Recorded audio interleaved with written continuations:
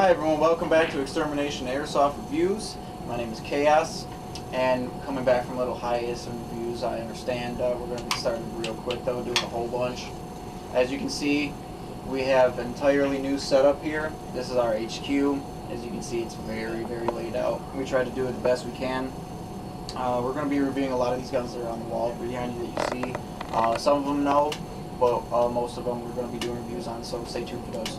And we're also going to be doing some tech reviews later, so if you're into that stuff too, we're going to be doing a lot of that for you. Anyways, the first gun that we're going to be reviewing in our new series of reviews is the KWA MP7A1 submachine gun. Now, this gun runs on green gas, just like most other KWA models, and it is a 1-to-1 real scale ratio model to the actual firearm, down to all the trades, the H&K trades and all that.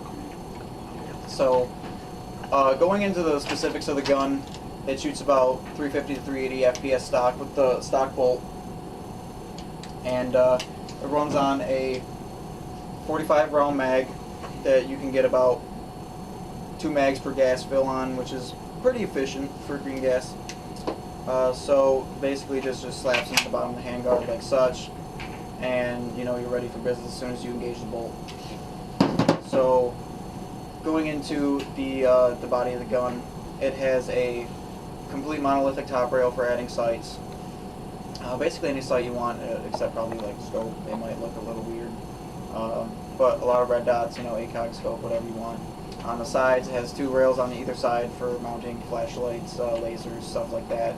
And it has the folding bottom grip down here, the folding foregrip. So when you get it, it's going to be like this, kind of like pistol style, and then you can just fold it out, boom, foregrip, just like here. And to put it back up, all you got to do is pull down this little lever down here. It's a little tough. You might want to use your entire thumb and just flip it up just like that. A lot of the features on this gun are ambidextrous, including the fire selector switch, which has safe, semi, and full auto. On either side, it has a ambidextrous bolt release on either side right above the trigger guard, and it has a ambidextrous mag release on either side of the trigger guard as well. The stock is a foldable stock, fully folds out, has 2 positions, just fully out like this, and then fully in just like such, for whatever scenario you want. If you want more comfort, you want the stock here, that's fine. If you want it in for more CQB, cornering situations, you can just have it in and just be able to jerk around with it a little bit, and that's fine. It might look like there's an ambidextrous feature to this, but I assure you that the only way to disengage, to engage the stock, is on the right side of the gun, right by the bolt. You just pull up on it, and that's to put it in and to put it out. On the left side of the gun, you might see a serrated thing right here. You might think that that's another way to engage the stock. It's not. It's to actually disassemble the stock and take it completely off the weapon. Now, the custom sight, or the stock sights that come with the gun, there is, they fold up and down. So when they're down like this, they're just pistol sights. 2 white dots in the back, 1 white dot in the front. Very clear to see. No problems there. And then they flip up for rifle style sights, almost like M16 style rifle sights. Blade in the front, a little hole in the back. Quite accurate, so you don't gotta worry about that. It has all, like I said before, it has all the H&K trades on either side. It says H&K MP7A1 on the grip. 45 by 30 on the side, for the realistic ammo count, ammo grade. Heckler cost trades everywhere. Looks pretty realistic actually. So going into a little bit more about this gun. The hop up in the front, it's not really on the body, whereas a lot of other guns it's easily accessible, usually with a charging handle or something like that. It's actually a little hole right here in the front, right above the muzzle. You just take a little Allen key that comes with the gun itself in the package, and you just twist it accordingly to adjust the hop up. That's the only way to access the hop up on this. I mean, it might be a little bit of a hassle because it's a little bit harder to do in game, but as long as you keep that with you, and then you can just twist it up, change it, whatever during your game. Another thing to point out about this gun is, as you can see right here, we had a little bit of an issue with using a single point sling. It's not that great for a single point sling. The sling attachment point is it's completely like molded onto the body, and it's not very strong if you know, because it's got a good weight to it when you got the mag in and everything, and you're running around with it. You have a single point sling. It can just, you know, fall down and completely break off the sling attachment point, which is what happened to us. So there is actually a aftermarket single point sling attachment for this gun that you can invest in if you so choose to have a single point sling. The gun itself, specified by KWA, is made for a 2-point attachment sling, because there is sling attachments back here and the sling attachments up front towards the muzzle.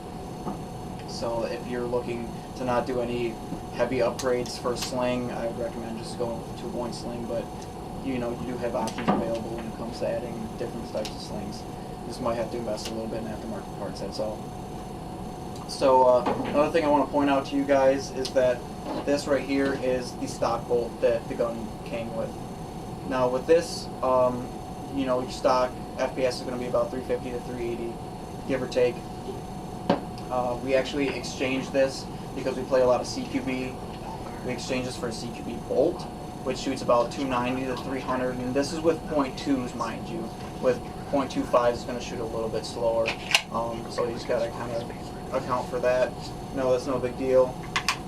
And also, the gun also comes with a silencer adapter, so you can add aftermarket mock silencers, barrel extensions, stuff like that. If you have a barrel extension, you can add a silencer over it. And as you can see, we painted the black tip to the gun, and just because we didn't want the blaze orange tip that was on there. And just for your information, this is a 12mm thread, not a 14 like on a lot of other guns. So basically what you can do is, to get this off, if you ever wanted to, you can dip it in hot water, just like, you know, a lot of other people say on the internet. But you know, you can do that, that's fine. But you can also take the 10mm wrench or 10mm crescent wrench, and you can kind of crank on it a little bit, just, you know, put a little elbow grease into it. You should be able to get it off with, you know, fairly little problem. You just might have to put a little force into it. And you can get it off that way, you know, that's fine too. So also there is 2 body pins in the back of the gun right here. Just be careful. We had a problem with the top body pin here. You want to put these in as perfectly as you can, as aligned as you possibly can, or else you'll completely screw up the body pins and you're going to have to order new ones. So I'd recommend not putting these pins in unless everything's completely aligned. Make sure everything is straight and you can get the pin in there no problem. And you know, you should be fine. You won't have to worry about buying any aftermarket pins, and you'll be good there. So yep, I mean, overall, this is a pretty decent weapon. Unfortunately, we can't do a shooting test of it right now. Hopefully, we should be getting a chronograph soon, and we can start doing FPS tests, stuff like that, so you can get a little bit more information. But hopefully, you guys enjoyed this review, and hopefully, it was thorough enough to give you a good insight on the gun if you're looking at it, planning on buying it, whatever. We should be able to do some more reviews in, you know, coming up soon. We might be able to get some in more tonight even, but you know, hopefully you guys like this first review. So this is Chaos signing out with the KWA MP7A1. Thank you.